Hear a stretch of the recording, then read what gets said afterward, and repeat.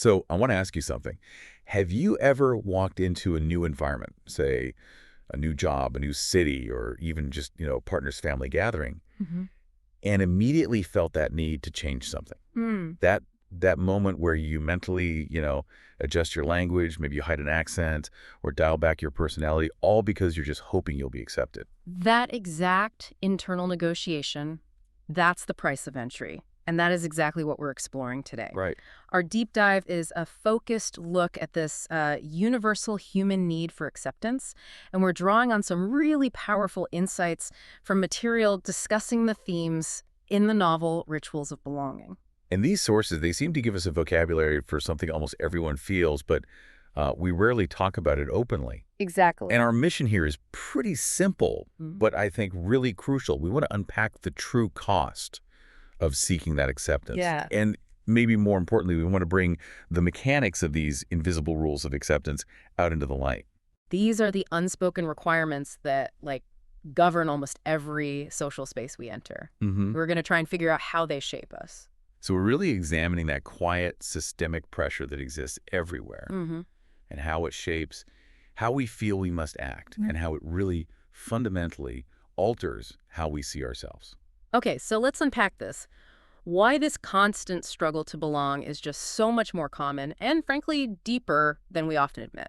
Well, the source material is powerful because while the main story follows people trying to find acceptance in a new country, the insights just, they immediately become universal. Right. It goes way beyond borders or nationality or gender or any specific background. So the experience of being the newcomer is sort of psychologically identical, whether you're crossing a continent or just walking into a new office kitchen for the first time. Right, so it's not really just an immigration story at its core. No. It's a human psychology story. The core need here that the sources identify is that desire to be seen as an equal member of any group. That longing is it's fundamental. It's a shared human thing no matter who you are. And we should probably clarify where this happens. The sources are pretty specific. Yeah, they are. It happens in a new country, sure, but also in workplaces, in classrooms, neighborhoods, even online communities. Social circles. And social circles, yeah.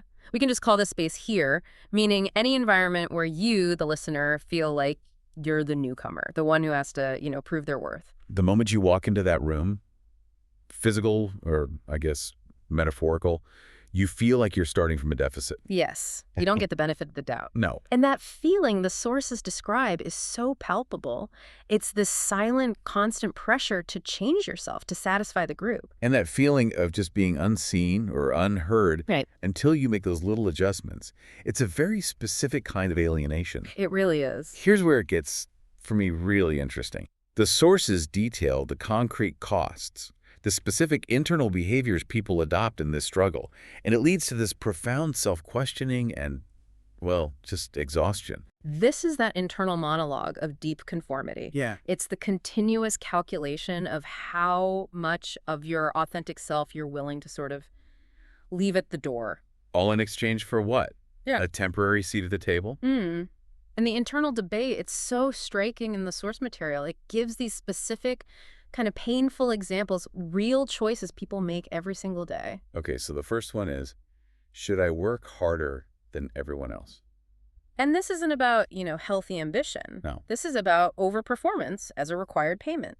It's the feeling that your competence, your qualifications, your very right to be there isn't self-evident. So you have to put in 150% effort just to get 100% recognition. Right. And that expectation just burns people out. Absolutely. Then there's the second internal question. Should I stay silent when I'm faced with, senseless, unfair, or even toxic comments? Comments that might challenge your core values. Or even things that are just demeaning or racist. And the cost of that silence it's immense.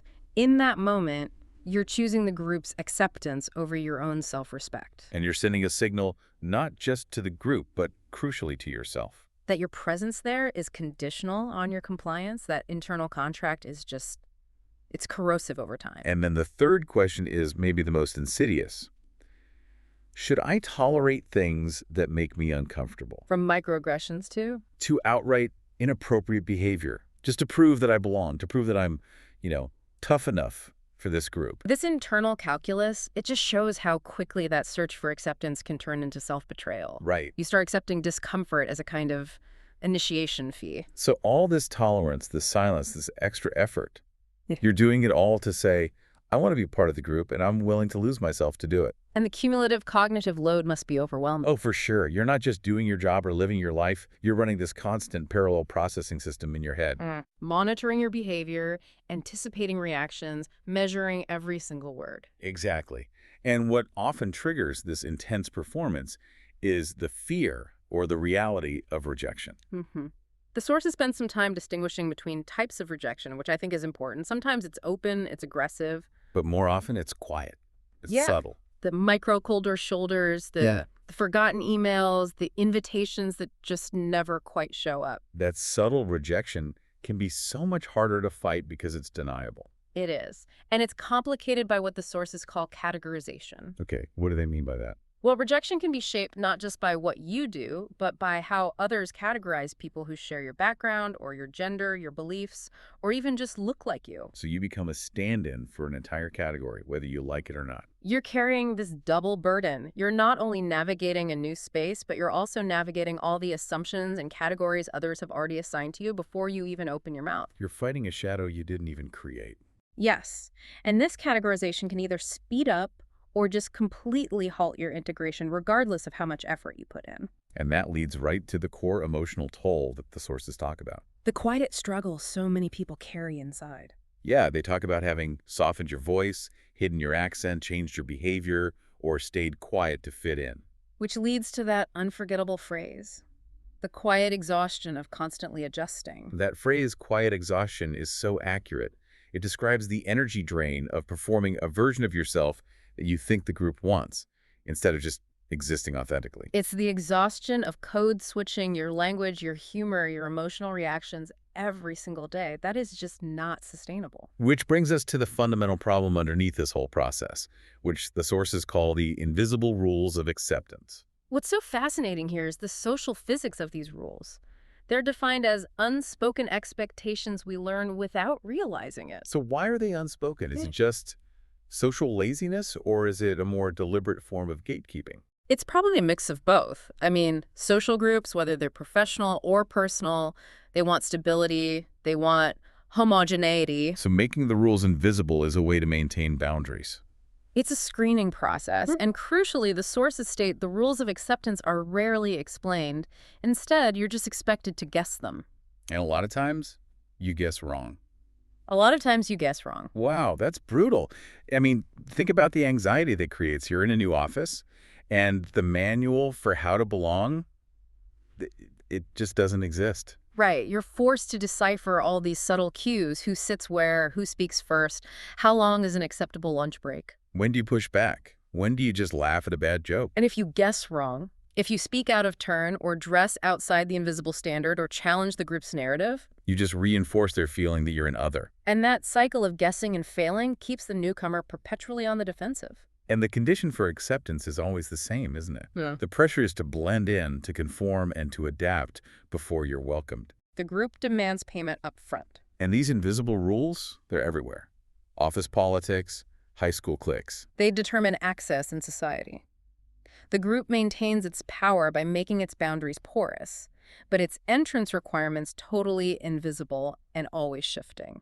When you put it that way, it feels like our innate, innocent desire for belonging is almost weaponized against our own authenticity. It is. You feel you have to become a mirror image of the group before you're even allowed to sit at the table. Regardless of your skills or your inherent worth. And if you step back and look at it from the individual's perspective, you're really just trying to tell people, hey, I'm here and I want to be a part of this. Such a human, innocent desire. Met with this rigid, unspoken bureaucracy of conformity. So after laying out this whole exhaustive internal cost and defining these, frankly, insidious, invisible rules, what hope do the sources offer? Where do we find real acceptance? Well, they're clear that this is an honest story, not a sad one. Okay. And the shift comes when we distinguish between fitting in and true belonging. And what's the difference? Fitting in requires transformation. It demands that you erase or reshape parts of yourself. Belonging, on the other hand, requires presence. It demands you bring your whole self to the space. So real belonging doesn't come from pretending. It comes from being seen as we are. Exactly. But how do you make that shift? I mean, practically, how do you go from constantly performing to just being present? It starts with an internal refusal. The sources suggest that the moment of empowerment comes when you realize the cost of the performance is higher than the value of the acceptance you're getting. So you just refuse to participate in the charade of constant adjustment, even if it risks exclusion. It's a radical shift from seeking external permission to an internal assertion. The effort is no longer about molding yourself into a shape the group accepts. It's about presenting your inherent self and demanding spaces that can actually accommodate your reality. And this is the final, I think, most crucial distinction the source material makes, the thing that empowers the individual completely. Belonging is not something other people grant us. It's not a checklist or a ritual. No. It's something we begin to claim the moment we stop losing ourselves in the process of fitting in. The power shifts entirely back to you. So you're not waiting for the gatekeepers to validate you anymore. You are asserting your right to be there as you are. That insight provides such strong empowerment for anyone who has ever walked into a room and just felt fundamentally out of place. It suggests that the most profound step toward finding your place is often refusing to participate in the performance of conformity. Then recognizing that if a space only accepts a diminished version of you, maybe it's not a space worth belonging to in the first place. Exactly. What a journey. We started with the universal cost of adapting, hiding accents, staying silent, tolerating discomfort, which led us right to this exhausting systemic problem of the invisible rules. But the journey doesn't end in defeat. It ends in this powerful realization that belonging isn't earned by conforming. It's claimed by being seen as you are. Full stop. And this raises an important question for you to consider. If the cost of fitting in is losing yourself, what specific unspoken expectation, what invisible rule are you conforming to right now that stops you from claiming your space as you are? What's one small behavior you could stop adjusting, maybe starting today, just to prioritize your authenticity over temporary acceptance? We hope this deep dive into the costs and claims of acceptance helps you look at your own social environments with a new, critical eye and find the confidence to claim the space you absolutely deserve. Thanks for joining us.